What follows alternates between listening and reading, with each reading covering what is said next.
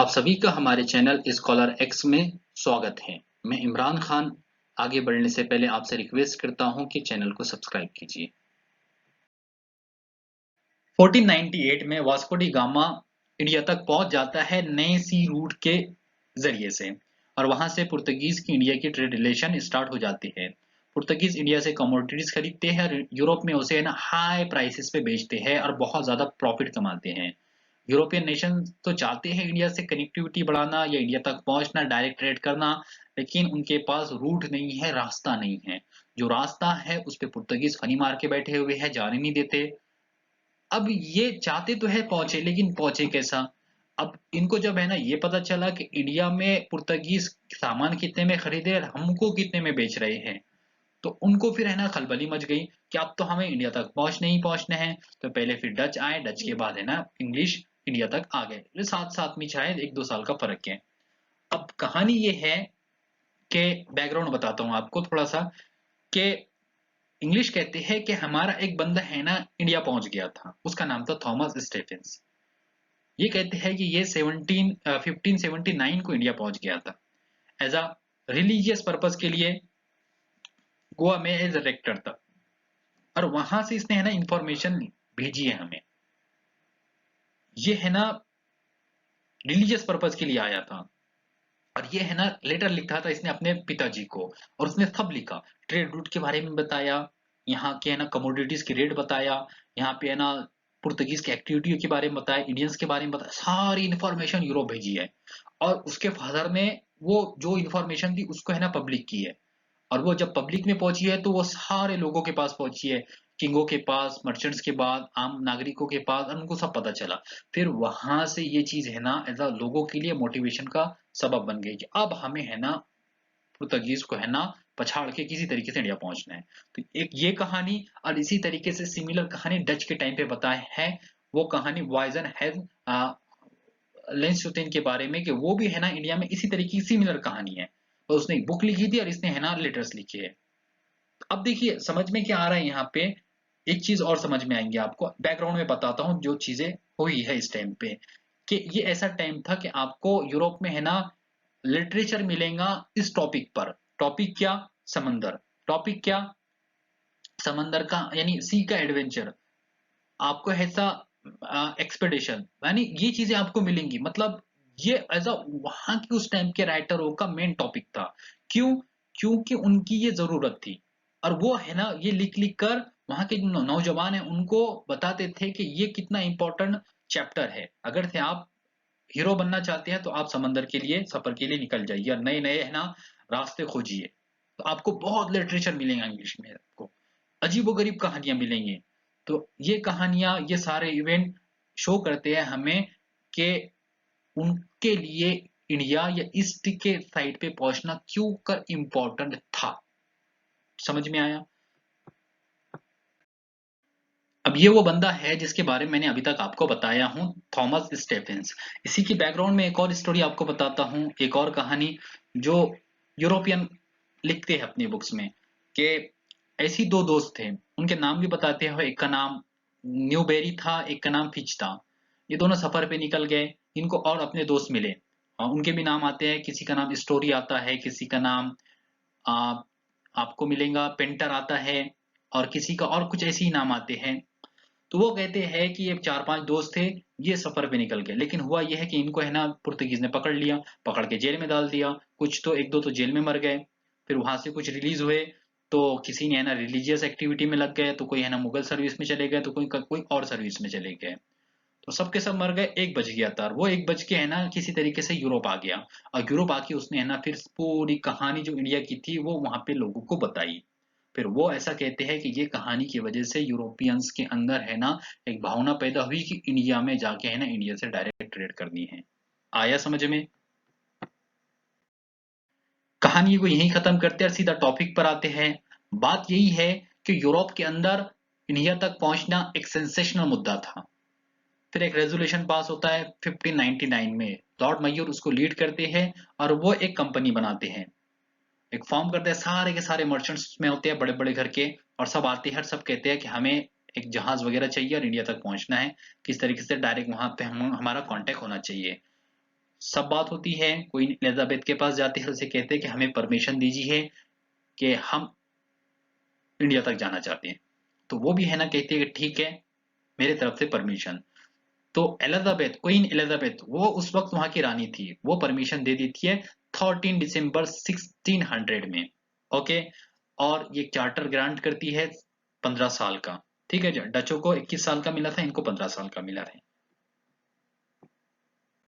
और ये तस्वीर है क्वीन एलिजाबेथ की, जो उस वक्त वहां की क्वीन थी। अब हम आपको ये चीज बता चुके हैं कि अंग्रेज है ना, पहले जो उनकी वायजीज थी या पहले उनका जो है ना एक्सपेडिशन था, वो डायरेक्ट इंडिया में नहीं आए थे, वो सुमात्रा पहुंचे थे 1602 में। ठीक है जी। दूसरे जो उनकी शिप थी वो भी इंडिया नहीं आई थी। पहले को जो लीड किया था कैप्टन लेस्चेस्टर ने किया था, दूसरे को जो लीड किया था हेनरी मिडल्टन ने किया था, वो भी इंडिया नहीं आई है। लेकिन जो तीसरी शिप थी, तीसरा एक्सपेडिशन था, वो इंडिया आया है, और वो हमारे लिए इंपॉर्टेंट है।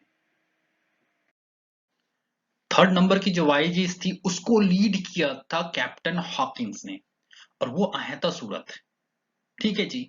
और वहां से सूरत से वो गया था एम्पेरर जहांगीर के कोर्ट में, आगरा। लेकिन जहांगीर ने उसको परमिशन नहीं दी थी इंडिया से ट्रेड करने के लिए। हिस्टोरियन इसके रीजन ये बताते हैं कि जहांगीर के कोर्ट में पुर्तगीज का इन्फ्लुएंस था, और उन्होंने मना कर दिया था कि इनको आप इजाजत मत दीजिए। लेकिन रीजंस ये नहीं है। रीजंस मैं आगे बताऊंगा कि मेन रीजंस क्या था। ठीक है ना, ये चीज हुई। अब एक और चीज जो इसी के, आप है ना इसी टाइम पे नोट कीजिए कि कैप्टन मिडिल्टन, ये सुमात्रा से इसने अपनी जहाज लिया और पहुंचा कहाँ पे, सूरत। ठीक है जी। अब सूरत में इसने है ना वहां का जो गवर्नर था उससे उसने इजाजत ले ली और अपनी फैक्ट्री वहां पे बना ली सूरत में। ठीक है जी। निकला कहाँ से ये, साउथ ईस्ट एशिया से, और ये सूरत पहुंचा। मिडिल जो कैप्टन हॉकिंस आया था वो इधर से आया था, यूरोप से। ठीक है। कैप्टन हॉकिंस को इजाजत नहीं मिली, लेकिन इसने है ना जबरदस्ती वहां पे अपनी फैक्ट्री बना दिया। और वहां से फिर इस तरीके से हम देखते हैं कि कहीं ना कहीं है ना इनफॉर्मली है ना ट्रेड शुरू हो गई थी। अब आगे मेन चीज जो हम आपको बताने वाले हैं कि अब क्या चल रहा है। विलियम हॉकिंस 3 साल तक जहांगीर के कोर्ट में रहा। रोज जाता था, मिन्नत समाजत करता था, हुजूर दे दीजिए, आज तो दे दीजिए, दे दीजिए। जहांगीर ठस से मस नहीं होता था। 3 साल तक रुहा के रखा। रोज आता था वो, उसकी कहते हैं उसकी लैंग्वेज अच्छी थी, बात अच्छी करता था, सब ठीक एक जगह थी। जहांगीर पसंद भी करता था, लेकिन इजाजत नहीं दिया। बेजार हो गया, जहांगीर ने बोला शादी करनी की, शादी करवा के दे दिया, सब सब ठीक, लेकिन इजाजत नहीं दिया। क्यों? थॉमस रो आया। थॉमस रो 1615 में आया, 18 में चला गया, 3 साल तक ये भी रहा, इसको इजाजत मिल गई। क्यों भाई? थॉमस रो को क्यों मिली, हॉकिंस को क्यों नहीं मिली?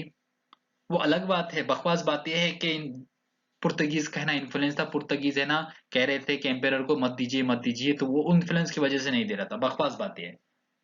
एम्पेरर है वो, उनके ऊपर बाहर के आने वालों का कैसा क्या इन्फ्लुएंस हो सकता है? रीजन समझिए। रीजन यही है कि ये एम्बेसडर था,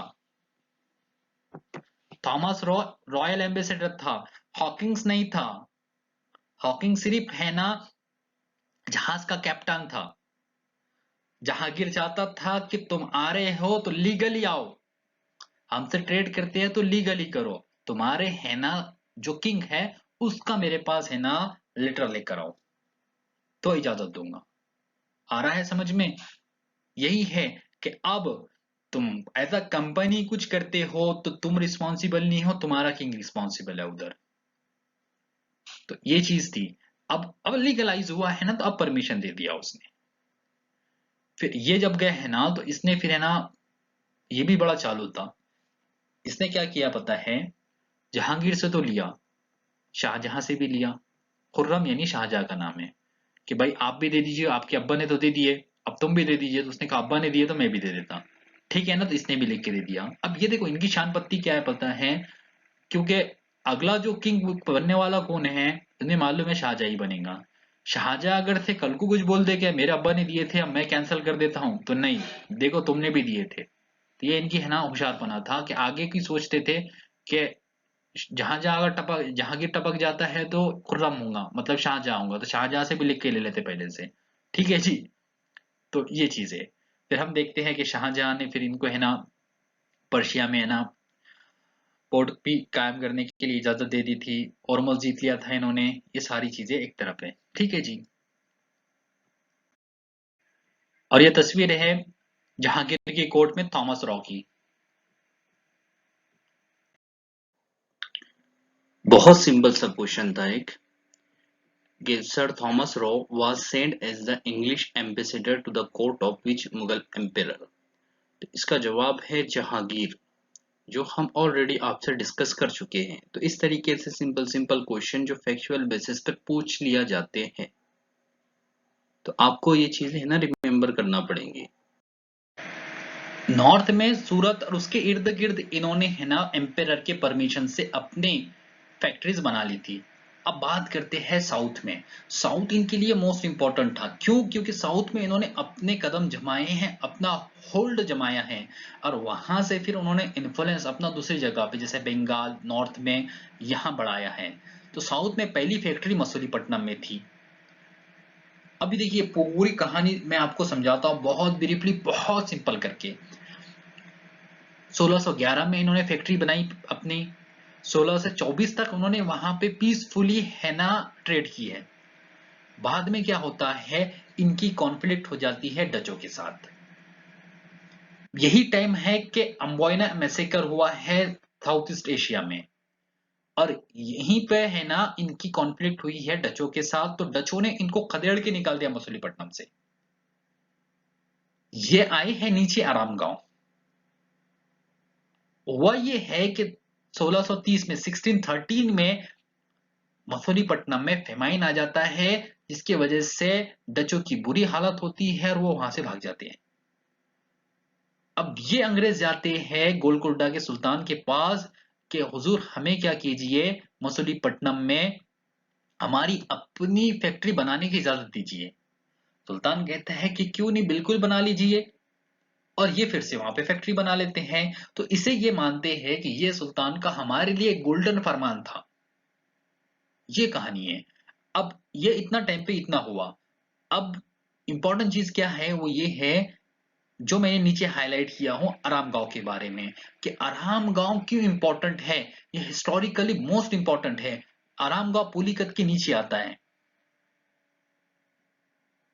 ब्रिटिशर ने आराम गांव को जीता था। ये उनकी पहली एक्वायर की हुई टेरिटरी है आराम गांव इंडिया में, इसलिए आराम गांव का इंपॉर्टेंट है। मसूलीपट्टनम से अंग्रेज आगे बढ़े और बालासुर यानी उड़ीसा में इन्होंने अपनी एक और फैक्ट्री बनाई है। अब जो आगे बताने वाला हूं ये मोस्ट इंपॉर्टेंट है, इसे याद रखिए, समझिए इसे। फ्रांसिस डे 1614 में यानी 1640 में एक हिंदू राजा था, उससे उसने है ना एक जगह खरीदी। वो जगह पे उसने है ना एक सिटी बनाई, शहर बनाया, वहां पे अपना फोर्ट बनाया। शहर को उसने क्या किया है, दो अलग अलग ब्लॉक में बांटा, व्हाइट टाउन, ब्लैक टाउन।